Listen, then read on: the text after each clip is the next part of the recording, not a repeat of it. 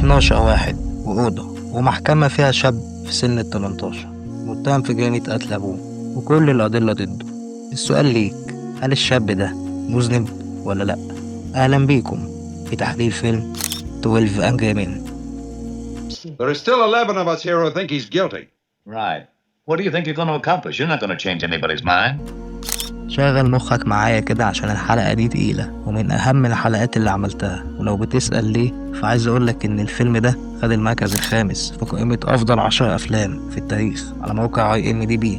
وأنا مش بس جاي أقولك هو ليه واخد كل الضجة دي، لأ، أنا هفهمك حاجات أنت مخدتش بالك منها مع إنها أهم ما في الفيلم، واللي الفيلم معمول أصلا عشان يوصلها ليك. فما تنساش قبل ما أبدأ تعمل لايك وتتأكد إنك مشترك عشان يوصلك كل جديد. يلا بينا نشوف الكلام على إيه. قصة عن شاب عنده 18 سنة متهم في جريمة قتل أبوه وكل الأدلة ضده، وكمان في شهود عليه. وعلى الناحية التانية معانا 12 واحد من هيئة المحلفين. وثانية كده، هو إيه هيئة المحلفين دول؟ تعال أفهمك مين هم هيئة المحلفين. ببساطة دول 12 مواطن عادي، منهم المهندس أو الساعاتي أو الموظف العادي، وبيبقى مطلوب منهم بعد أي قضية في المحكمة إنهم يتجمعوا في أوضة ويتقفل عليهم باب واحد، لا مؤاخذة يعني عشان دماغك ما تسوحكش، وبعدها بيتناقشوا إذا كان الشخص المتهم ده مذنب ولا لأ. ولو كلهم اتفقوا إنه مذنب هيتعدم، ولو اتفقوا إنه مش مذنب مش هيتعدم، وبالتالي هيتم التحقيق في القضية من أول وجديد لحد ما يتم إثبات فعلا إنه مش مذنب أو العكس. وبس يا سيدي، هي دي القصة بتاعت الفيلم عشان ما تتوهش مني. عندنا شاب عنده 18 سنة متهم في جريمة قتل أبوه وكل الأدلة ضده وفي شهود عليه، ومعانا هيئة المحلفين اللي هم 12 واحد هيقعدوا في أوضة ويتقفل عليهم الباب ويشوفوا إذا كان المتهم ده مذنب ولا لأ.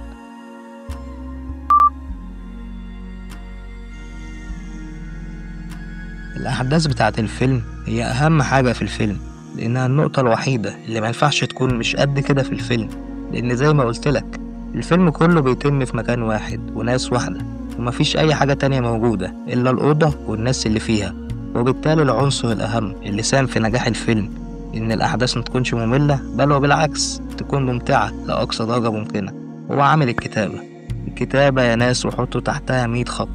الفيلم من كتابة المبدع ريجينالد هوس، اللي بالمناسبة ما كتبش إلا الفيلم ده بس في حياته، واللي أثبت فعلا إن الكتابة أهم عامل في صناعة أي فيلم بعد الإخراج، وكفيلة تخلي الفيلم حلو أو أي كلام، لأنها مش بس اللي بتحدد إذا كانت الأحداث هتمشي بشكل مميز وإيقاع ممتع ومش ممل إطلاقا، أو هتمشي بشكل ممل خلي المشاهد يتقفل من الفيلم.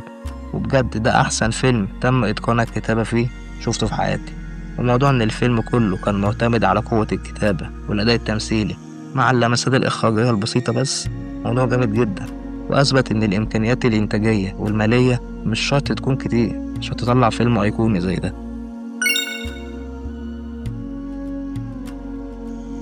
زي ما قلنا الأحداث كلها بتلف حوالين الشاب المتهم بقتل أبوه وهيئة المحلفين اللي مطلوب منهم يقولوا هو مذنب ولا لأ. وفي البداية بيبقى كلهم متفقين إنه مذنب، ما عدا واحد بس شايف إنه مش مذنب وإنه محتاج يتكلم ويناقش الموضوع، لأن ده موضوع مش سهل نحكم على حد بالموت بالسهولة دي. ومن هنا بتبدأ مدعكة فعلية ما بين اللي شايفه مذنب لأسباب شخصية زي إن ابنه مد إيده عليه زمان فبقى عنده عقدة من كل الشباب شايف إنه مستحق الموت، وما بين واحد تاني عجوز بس عنصري شايف إن أي حد اتولد في حي فقير ومليان مساكين هيطلع صايع مجرم وخطر على المجتمع. وعلى عكسه تماما في شخص عجوز زيه بس شايف إن الولد ممكن يكون مش مذنب فعلا، وإن العجوز التاني ده جاهل ومالوش الحق إنه يحكم على شاب بالموت بسبب جهله. وخناقات بقى ومناقشة، واللي يقول مذنب واللي يقول مش مذنب، ودليل من هنا على شاهد من هنا. والمهم بينتهي الفيلم بإن كلهم اقتنعوا فعلا إنه مش مذنب، وطبعا ده بعد التحقيق في أداء التفاصيل بشكل فعلا ممتع ومميز عن أي فيلم في تحقيق شفته قبل كده. وبعدها الفيلم بيخلص، بس طبعا الحكاية لسه مخلصت. تعالوا نجاوب على أول سؤال مهم. أول سؤال معانا، هو الفيلم عاوز إيه؟ الفيلم عاوز يوضح فكرة إن حياة الإنسان أو حياة أي إنسان مهمة وليها قيمة، ما ينفعش تكون حاجة سهلة في إيد أي حد يحدد إذا كانت هتنتهي ولا لأ، إلا لما يكون متأكد بنسبة 100% فعلا إنه يستحق، بعيدا عن كونه غني أو مش لاقي ياكل أو قوي أو ضعيف أو أيا كان وضعه الاجتماعي. السؤال التاني، هو الفيلم بيدعم مين؟ الفيلم بيدعم الشخص اللي بيتمسك بوجهة نظره حتى لو كل اللي حواليه ضده، طالما هو متأكد إنه ممكن يكون غلط وإنه ممكن يكون صح. وده اللي حصل في الأوضة مع بطل الفيلم، اللي كان الوحيد وسط ال 12 واحد شايف إنه مش مذنب، وإن ال11 التانيين شايفين العكس. وده معناه إن حتى لو 99% من الناس ضدك وإنت 1%، ده ما يمنعش إنك تتمسك بوجهة نظرك، خصوصا لما يكون الموضوع عن حياة إنسان ممكن تنتهي.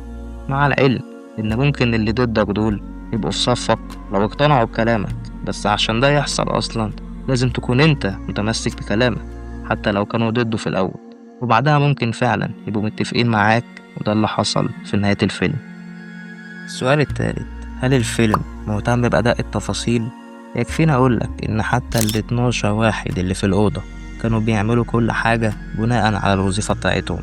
عندك الساعاتي مثلا كان مهتم بالأوقات اللي حصل فيها أهم الأحداث قبل وبعد وقوع جهيمة، وكان مدقق في كل التفاصيل. وعندك الشخص القيادي اللي كان منظم القعدة والأسئلة والتصويت وكل حاجة في الأوضة، ده لأنه في الأصل شغال الشغلانة دي. وعندك المهندس اللي هو بطل الفيلم، اللي شاف من الأول إن الشاب ممكن يكون مش مذنب، وإنه لازم يهتم باللي جوه القضية بالمعطيات عشان يطلع النتائج، ولازم النتائج دي تكون منطقية، وبعدها يحكم على الولد مذنب ولا لأ. وكذلك كل اللي في الأوضة نفس الكلام، كل واحد بيتكلم على أساس الوظيفة بتاعته وشغله اللي بيعمله على طول. وبالتالي دي حاجة واحدة بس بسيطة بتدل على إن قد إيه الفيلم مهتم بكل تفصيلة بشكل خلى الفيلم واقعي زيادة عن اللزوم. خليك للحظة تحس إن كل الكلام ده بجد تمثيل، وإن فعلا دي محكمة ودي هيئة محلفين، وإن ده متهم حقيقي.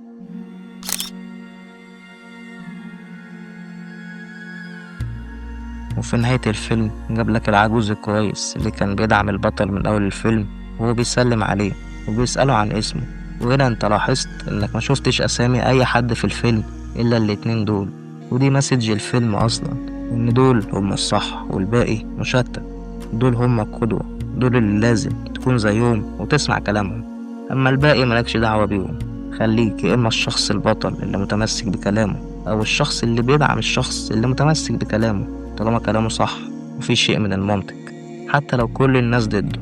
المهم انه ما يبقاش لوحده، اللي بيحاول يحقق العدل، لان زي ما احنا فاهمين الساكت عن الحق شيطان اخرس. وبعد اذنك ما تبقاش شيطان وخليك مع الحق حتى لو كل الناس ضده. انا كده خلصت، بس الافلام لسه مخلصتش. لو عجبك الفيديو اعمل لايك واشترك في القناة عشان يوصلك كل جديد. بس كده، سلام يا اخواتي.